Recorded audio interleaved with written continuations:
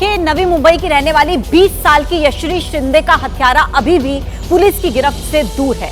दरअसल आरोप लगा है दाऊद शेख नाम के एक व्यक्ति पर, जिसे यश्री का बॉयफ्रेंड बताया जा रहा है। 25 जुलाई को यश्री घर से निकली थी दोस्त से मिलने की बात कहकर, लेकिन 27 जुलाई को यश्री का शव बरामद होता है। यश्री की हत्या ने पूरी मुंबई को झकझोर कर रख दिया है। लोगों में आक्रोश है और हत्यारे को कड़ी सजा देने की मांग की जा रही है। 25 जुलाई को यश्री के परिवार ने गुमशुदगी की रिपोर्ट दर्ज करवाई थी। उसके 2 दिन बाद झाड़ियों में यश्री का शव मिला। उसकी चाकू से गोद कर हत्या की गई थी। कॉल डिटेल में दाऊद शेख का नाम सामने आया है। वारदात से पहले की सीसीटीवी कैमरे में 2 तस्वीरें सामने आई हैं। पहली तस्वीर में यश्री काले रंग के ड्रेस में छाता लेकर बाहर जाती दिख रही है। दूसरी तस्वीर में आरोपी दाऊद 10 मिनट बाद यश्री के पीछे पीछे जाता दिख रहा है। ये तस्वीरें सुराग जुटाने में अहम साबित हो रही हैं। दाऊद अपने परिवार के साथ उरण के इंदिरा नगर में किराए के मकान पर 5 साल पहले रहता था और बताया जा रहा है कि यही उसकी यश्री से जान पहचान हुई थी। लेकिन पॉक्सो एक्ट के एक मामले में वो पकड़ा गया, जिसके बाद उसका परिवार जाकर कहीं और रहने लगा। दोबारा उसकी मुलाकात यश्री से कैसे हुई, पुलिस ये भी छानबीन कर रही है। पुलिस की कई टीमें दाऊद शेख की तलाश में छापेमारी कर रही है। देखिए, दिल्ली कोचिंग सेंटर में मौत के मामले के बाद अब ताबड़तोड़ एक्शन जारी है। दरअसल एमसीडी की तरफ से 7 और ऐसे कोचिंग सेंटर्स को सील कर दिया गया है जो बेसमेंट में चल रहे थे, जिसके बाद अब टोटल सील किए गए कोचिंग सेंटर्स की संख्या 20 हो चुकी है। इसके अलावा कोचिंग सेंटर्स के बाहर चल रहे अवैध निर्माण पर भी बुलडोजर चलाना शुरू कर दिया गया है।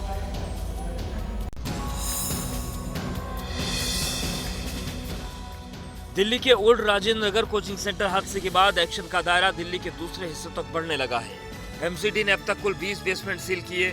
ओल्ड राजेंद्र नगर में पहले 13 बेसमेंट सील किए गए थे। 29 जुलाई को ओल्ड राजेंद्र नगर में 6 और बेसमेंट सील किए गए। 29 जुलाई को ही मुखर्जी नगर में 1 बेसमेंट सील किया गया। इन सभी कोचिंग सेंटर में बेसमेंट में लाइब्रेरी या क्लासेस चलाई जा रही थी। जिन नए कोचिंग सेंटर पर एमसीडी काउंटर चला, उनमें राजेंद्र नगर के Drishti IAS institute, Vajiram and Ravi IAS hub, Shriram IAS institute और मुखर्जी नगर में दृष्टि द विजन शामिल है। एमसीडी के मुताबिक बेसमेंट में अवैध रूप से संचालित किए जाने वाले सेंटर्स के खिलाफ पूरी दिल्ली में इसी तरह का अभियान चलाया जाएगा। एमसीडी ने बुलडोजर कार्रवाई भी शुरू कर दी है। ओल्ड राजेंद्र नगर में उन बिल्डिंग के सामने कार्रवाई की जिनके सामने नालों को ढक दिया गया था, जिससे बारिश का पानी सड़कों पर जमा होता था। देखिए, ओल्ड राजेंद्र नगर के राव कोचिंग सेंटर में हुई 3 आईएएस एस्पिरेंट्स की मौत के मामले ने पूरे देश को झकझोर कर रख दिया है। दिल्ली समेत पूरे देश में गुस्सा है और अब इस पूरे मामले को लेकर केंद्र सरकार ने भी अपनी कार्रवाई शुरू कर दी है। गृह मंत्रालय की तरफ से एक हाई लेवल कमेटी का गठन किया गया है, जो 30 दिनों के अंदर अपनी रिपोर्ट गृह मंत्रालय को सौंपेगी। कोचिंग सेंटर में मौत के मामले को लेकर केंद्र सरकार भी गंभीर है। हादसे की जांच के लिए गृह मंत्रालय ने कमेटी बनाई है। कमेटी 30 दिन में रिपोर्ट सौंपेगी। ये कमेटी हादसे की वजह का पता लगाएगी, हादसे के लिए कौन जिम्मेदार है और ऐसे हादसों से बचने के लिए नीतियों में क्या सुधार करना है, ये सुझाव कमेटी देगी। गृह मंत्रालय की कमेटी की अगुवाई गृह मंत्रालय के एडिशनल सेक्रेटरी करेंगे, जबकि दिल्ली सरकार के principal secretary home, Delhi police के स्पेशल सीपी और फायर डिपार्टमेंट के ज्वाइंट सेक्रेटरी इस कमेटी के सदस्य होंगे। इस मामले में पुलिस एक्शन भी तेज है। हादसे की जांच में जुटी दिल्ली पुलिस ने एमसीडी को नोटिस भेजा है। एमसीडी के करोलबाग जोन में दफ्तर में नोटिस भेजकर पूछा गया कि हादसे से पहले एमसीडी ने क्या कार्रवाई की थी और अगर कार्रवाई नहीं की गई तो क्यों नहीं की गई, इसके लिए कौन अधिकारी जिम्मेदार है। ओल्ड राजेंद्र नगर हादसा मामले में एमसीडी ने अब तक एक जूनियर इंजीनियर और एक सहायक इंजीनियर को सस्पेंड किया है। तो देखिए, दिल्ली में जिस तरीके से ओल्ड राजेंद्र नगर के एक इलाके में पानी भर जाने की वजह से बेसमेंट में लाइब्रेरी में 3 छात्रों की मौत हो जाती है, इसके पीछे की सबसे बड़ी वजह यह बताई जा रही है कि नालों की ठीक तरीके से सफाई नहीं होती। लेकिन क्या आप जानते हैं कि दिल्ली में कई ऐसे इलाके हैं जो इसी तरीके के खतरे पर अब भी बैठे हैं। एबीपी न्यूज की टीम वहां पर पहुंची। ग्राउंड रिपोर्ट आपके साथ। नालों की सफाई हुई है या नहीं, इसकी तस्वीर हम आपको दिल्ली के सबसे पॉश इलाके में शामिल ग्रेटर कैलाश को दिखाते हैं। यहाँ के नाले पूरी तरह चौक हैं। नालों में एक तरफ पूरी तरह गंदगी भरी हुई है, दूसरी तरफ से नाला बंद है, मिट्टी भरी हुई है। तस्वीरें क्या है हम आपको आज दिखाएंगे। ग्रेटर कैलाश, यहाँ पर नालों की क्या कंडीशन है उसकी हम आपको एक झलक दिखाना चाहेंगे। किस तरह से, किस हाल में यहाँ पर जो नाले हैं वो किस तरह से हैं, क्या उनकी सफाई हुई है या फिर नहीं। तो ये तस्वीरें आप देख पाएंगे किस तरह से काफ़ी ज़्यादा गंदगी से भरे हुए ये जो नाले हैं ये यहाँ पर आपको नज़र आएंगे। और कई बड़े सवाल ये नाले खड़ा कर रहे हैं कि क्या समय रहते इन नालों की जो सफाई है वो आखिर क्यों नहीं की गई। अधिकारियों की अनदेखी की वजह से नालों का डिसिल्टिंग नहीं हुई और इसी बारिश के चलते ओल्ड राजेंद्र नगर जैसे हादसे होते हैं। एमसीडी, जल बोर्ड और दिल्ली सरकार पर आरोप लगाते हैं तो आम आदमी पार्टी इसके लिए बीजेपी और उपराज्यपाल को जिम्मेदार ठहराती है। लेकिन ऐसे हादसों पर जवाबदेही आखिर किसकी है ये तय नहीं हो पाता।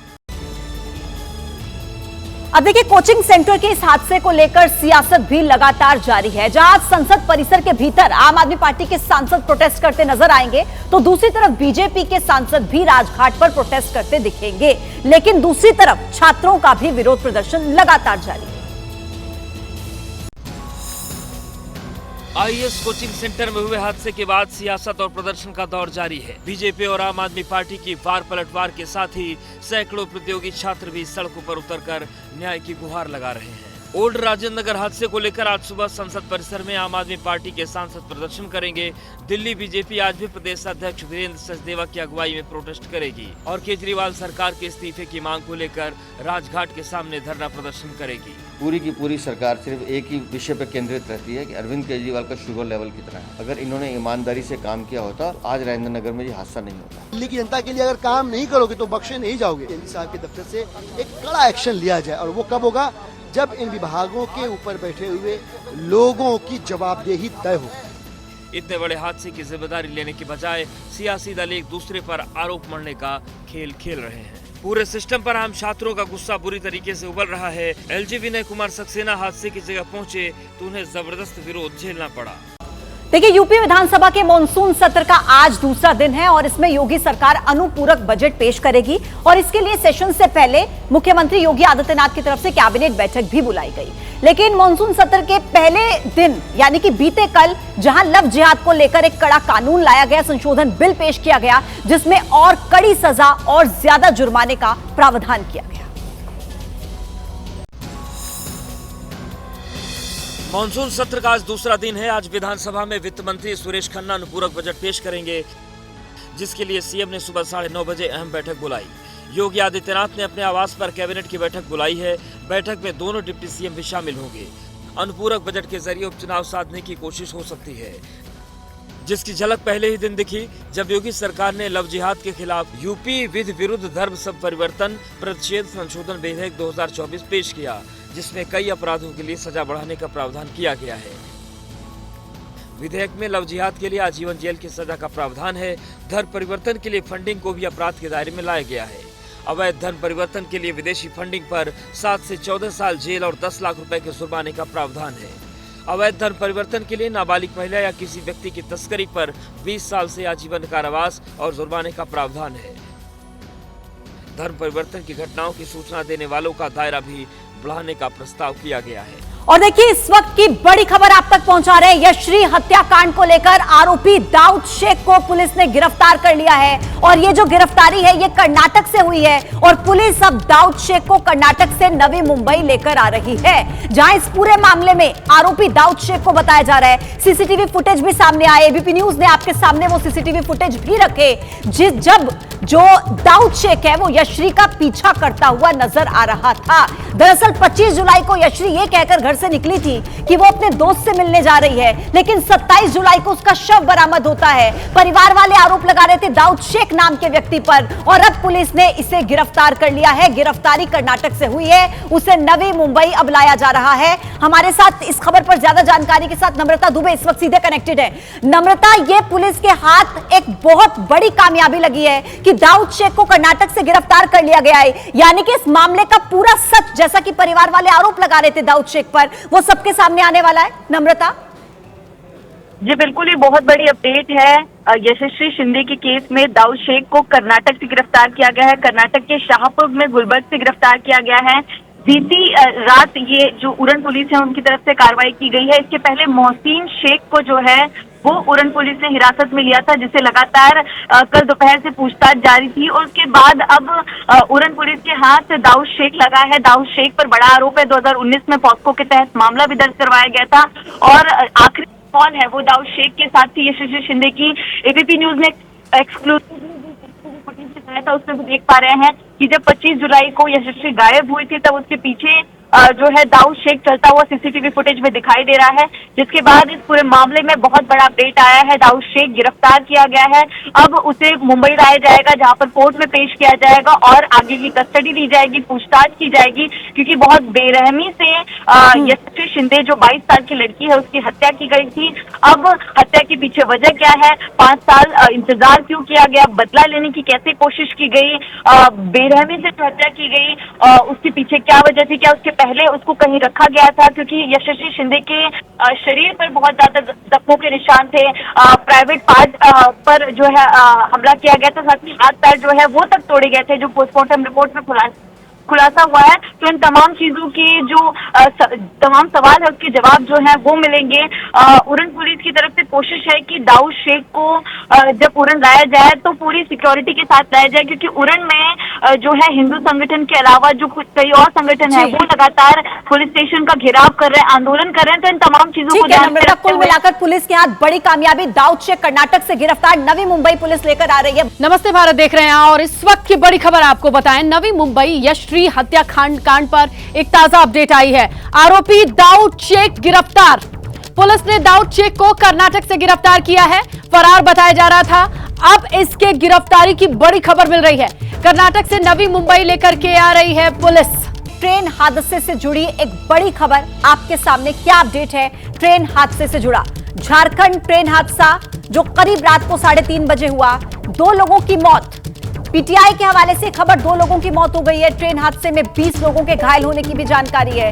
देखिए, जहां पहले एक भी कैजुअलिटी की खबर नहीं थी, लेकिन अब 2 लोगों की मौत की खबर सामने आ रही है। झारखंड ट्रेन हादसा, और रात को करीब 3:30 बजे के आसपास यह हादसा हुआ। जब लोग नींद में थे उस वक्त रेल के डब्बे पटरी से डीरेल हो गए और इसमें कई यात्रियों को चोट आई, क्योंकि पैसेंजर ट्रेन थी, मुसाफिरों की संख्या ज्यादा थी। अब ऐसे में बताया जा रहा है कि 2 लोगों की मौत भी हो चुकी है। 18 डब्बे डीरेल हुए हैं हावड़ा मुंबई एक्सप्रेस के। 20 लोगों के घायल होने की जानकारी है। मौके पर राहत बचाव कार्य जारी है। ज्यादा जानकारी के साथ मेरे सहयोगी रविकांत फोन लाइन पर मौजूद है। रविकांत, हम सुबह से जिक्र कर रहे थे कि गनीमत रही, एक भी कैजुअलिटी की खबर नहीं आई है, लेकिन अब 2 लोगों की मौत हो चुकी है। बहुत बुरी ये खबर। बिल्कुल, पीटीआई के हवाले से ये जानकारी सामने आई है कि वहां पर 2 लोगों की मौत हुई है। हालांकि वहां के लोकल सोर्सेस हमें बता रहे हैं कि B4 जो डिब्बा है उसके वॉशरूम में एक व्यक्ति फंसा हुआ है, उसकी डेथ हुई है।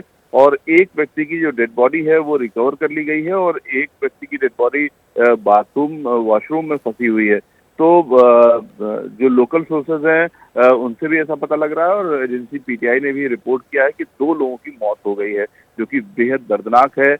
हालांकि जो रेलवे है उन्होंने रेलवे की ओर से अभी कोई जानकारी मरने वालों की नहीं आई है, लेकिन रेलवे का कहना है कि 80% लोगों को उनके गंतव्य के लिए रवाना कर दिया गया है। शुक्रिया रविकांत आपका जानकारी देने के लिए। तो देखिए, ट्रेन हादसे पर लगातार अपडेट आ रहे हैं, आगे भी जानकारी आप तक पहुंचाएंगे। लेकिन और इसी बीच एक और बड़ा अपडेट हिमाचल प्रदेश से, जहां कुल्लू में बादल फटने की खबर है। तोश गांव में बादल फटने से भारी नुकसान हुआ, गांव के कई घरों में पानी घुस गया। हिमाचल प्रदेश के कुल्लू में यह स्थिति, जहां पर अचानक से बादल फटा और बड़ा नुकसान, भारी नुकसान, गांव के कई घरों तक में पानी घुस गया। तोश गांव में बादल फटने से भारी तबाही का मंजर। लगातार पहाड़ी राज्य इस परिस्थिति से जूझ रहे हैं, जहां पर कहीं से खबर आ रही है पहाड़ दरकने की, तो कहीं पर भूस्खलन की खबरें।